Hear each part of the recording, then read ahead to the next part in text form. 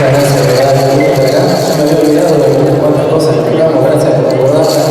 Ya la vejez me pone en el primero pero bueno.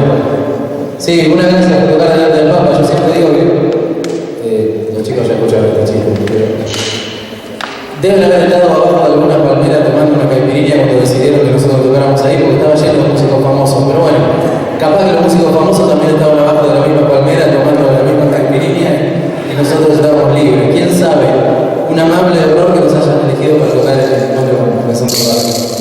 Y para nosotros es un regalo. Bueno, vamos a tocar, creo que nos sale un poquito mejor que hablar.